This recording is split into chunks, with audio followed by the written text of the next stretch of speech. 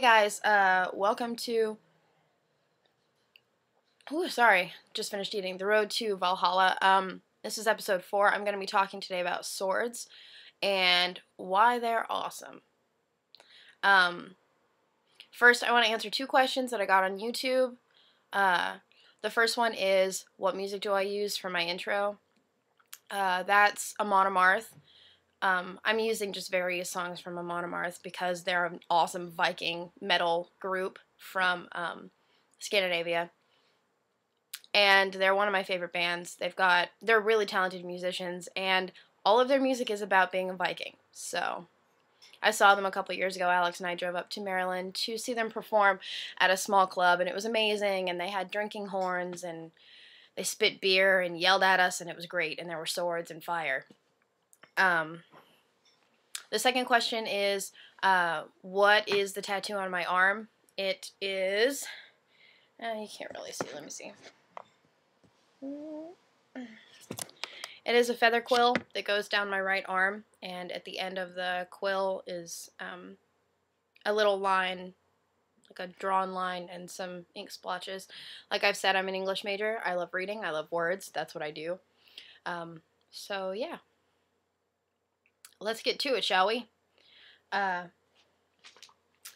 So I know I'm not making a sword, or at least my plan is not to be making a sword for this project, but I wanted to talk about swords and mythology and legacy because they're relevant and because I find them pretty interesting. And if I'd picked another project other than building this forge, I probably would have done something on mythological swords. We were talking in my Old English class not long ago about Beowulf's swords and their importance. So I guess I'll probably start there. Actually, no, I'll start with Excalibur. Arthur is said to have had, King Arthur, the King Arthur of Britain, is said to have had 2 swords, the Sword in the Stone and Excalibur. I know a lot of you think that they're the same sword. They're not. Thomas Malory, in his book, Le Morte d'Arthur, Le Morte d'Arthur, he calls them both the same thing. They're not, apparently, according to pretty much everyone else. The Sword in the Stone gives Arthur the right to rule England as, like, ordained by God or magic or whatever. It depends on the version that you read. He pulls it out of the Sword in the Stone. He pulls the sword out of the stone in a time of need, and that fulfills the prophecy, and that's where he starts becoming, the king of everything. So that's the beginning of his story. Later on in his story, he receives Excalibur from the Lady in the Lake.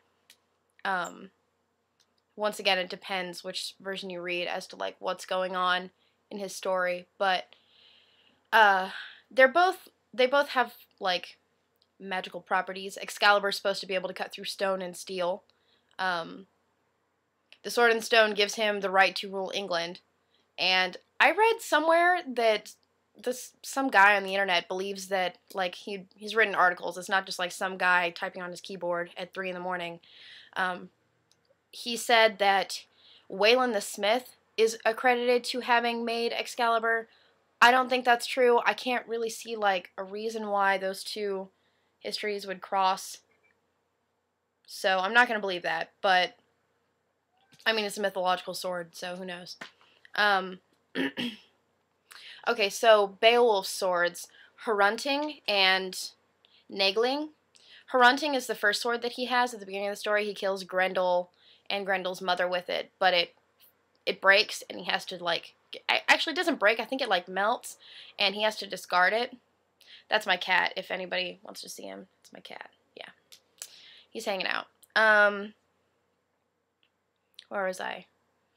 Oh, Hrunting. Okay, so when that fails, he is given, well, after he kills Grendel's mom, Hygelac gives him Nagling at Heorot, and Nagling is, I read somewhere that there's a lot of confusion about Nagling because it's supposedly giant made, but then, like, it records the history of the death of the giants. So that doesn't make any sense, because how can there be a record of it on the sword in, like, pictorial form if the giants are already dead?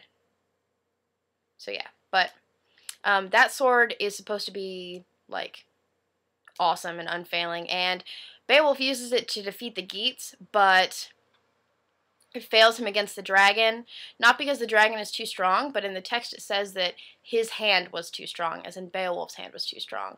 And sword snaps in half, and Beowulf dies. It depends on who you are reading theory-wise, but a lot of people say that it's supposed to represent the end of the era of men like Beowulf, or just the end of Beowulf's era. He ruled for a really long time. Some say that it's because his faith in Christianity failed, because by this point, the story of Beowulf has become like a Christianized, pagan, disastrous mess. So, it's important, regardless of the reason that you decide to pick to believe. There's Tyrfing. Tyrfing is pretty cool. You probably haven't heard of it, just because it's not, like, a famous historical, like, mythological sword, but Tyrfing is made by the dwarves, and it's given to Odin's grandson, who is a king on Earth in Midgard, and it's supposed to have, I think it has, like, a golden hilt, and it's supposed to be able to cut through anything, like Excalibur. It's got, like, extreme properties that allow it to do whatever it wants, but the dwarves cursed it because they were forced to make this. They were like, that's a different story. That's a whole different story. But the dwarves that made this cursed it, and it's cursed to kill a man every time it's drawn, and thus it will be the bringer of 3 great evils. There's a lot going on with that I'm not going to get into, because this video is already 7 minutes long, and I haven't really said as much as I wanted to. One that I know most of you will be aware of is the Flaming Sword of God. It shows up a couple places in the Bible, but it is supposedly wielded by the Archangel Uriel.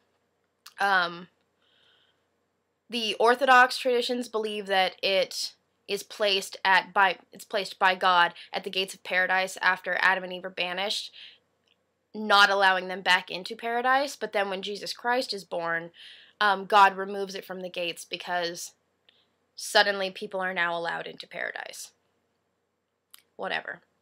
So yeah, those are some important mythological ones, like legit mythological, but I kind of wanted to talk about ones that have sort of popped up in pop culture, because that's relevant. A lot of us are, like, really interested in science fiction and fantasy, and there's, like, a whole revival of medieval sort of interest in nobility and chivalry and stuff. So, a lot of people watch Game of Thrones. I personally haven't watched it. I haven't read it yet, because I'm a very busy and important person. But I plan to this summer when I'm not doing class.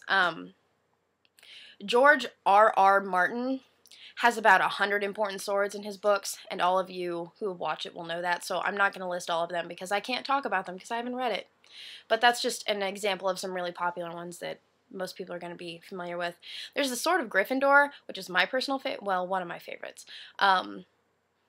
From the Harry Potter series, obviously. It appears to Harry in a time of need. He's able to kill the basilisk with it, like it just pops out of the sorting hat, surprise, because Harry Potter is a true Gryffindor.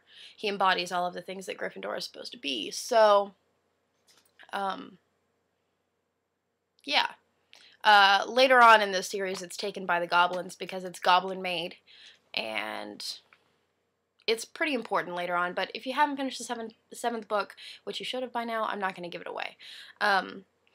There's not C.S. Lewis. Yeah, C.S. Lewis. Okay, sorry, whatever. Where was I going with this? Oh, there's the Vorpal Sword. Not C.S. Lewis, just ignore me. I meant Lewis Carroll. There's the Vorpal Sword in Alice in Wonderland, or Alice's Adventures in Wonderland, if you have, actually read the book and not just watched the 2 very different movies.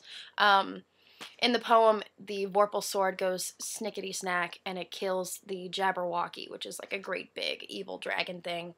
And it's the only thing that can kill the Jabberwocky, so yeah. It's only mentioned in, like, a brief poem within the story, but if you watch the Tim Burton movie, it's pretty important in that movie. There's if you have seen The Princess Bride, which is one of my favorite films, Inigo Montoya seeks vengeance for the death of his father by the Six-Fingered Man. The Six-Fingered Man had commissioned Montoya's father to make a sword for him, and he ended up taking the sword from Montoya's father and killing him without paying him. So this drives Montoya's, like, Inigo's revenge and lust, and it's one of the better subplots of the film / book. So, yeah. There's the subtle knife, which is also known as the God Destroyer in Philip Pullman's series, his Dark Materials. It ends up killing Metatron, the angel who is pretending to be God. If you haven't read it, you should read that as well. You should just read everything that I'm mentioning. You should just read. Tolkien is, like, famous for his awesome swords that he writes about, but he's also pulling a lot from Anglo-Saxon and Old English, sort of like mythologies, and also some Viking mythologies as well. There's a couple that I'm going to mention. There are tons, so don't yell at me and tell me, Kenna, you forgot that really important one. Yes, I know. It was on purpose, because this video is already 11 minutes, but there's Glamdring, which is wielded by Gandalf the White. There's Sting, which is first belonging to Bilbo Baggins and then later to Frodo, and it glows blue in the presence of orcs, and if any of you have read the series, then you know it's kind of an important little, you know, hobbit sword. There's Narsil, which belongs to Elendil, and then it's shattered and it's reforged into Anduril and given to Aragorn, and then he becomes king of stuff, so yay! There was another one. There's a lot of elven swords, but I don't need to mention them. In Kingdom Hearts, the Square Enix / Disney game, the Keyblade is really important. The Keyblade is not like one sword. I guess technically all of the ones that you get throughout the game are Keyblades, but they allow you to open doors into other worlds, and it's got magical properties. It can kill things, so on and so forth. I can't explain the game to you in a couple minutes, but there's also, from The Legend of Zelda, the Master Sword, which shows up in I think, just about every Zelda game, and there are many. And the last one I wanted to mention was Frostmourne from World of Warcraft, which belonged to Arthas in the Reign of Chaos, which is Warcraft 3. So, actually, that's not World of Warcraft, and that would be Warcraft 3, but it shows up later in the mythologies of World of Warcraft, so, yeah. I'm running out of time. Okay, my point is, all of these swords that are really important in pop culture and history and mythology all have, like, magical backgrounds or properties, and they can do things like cut through steel, and they're made of gold, and they can melt, and they create the warrior. The warrior is often given the sword and then becomes a warrior. That's usually, like, the beginning of the journey, like with Excalibur, for instance, specifically, and then also Sting, I guess you could consider, and the Sword of Gryffindor is, yeah, that works for pretty much all of them.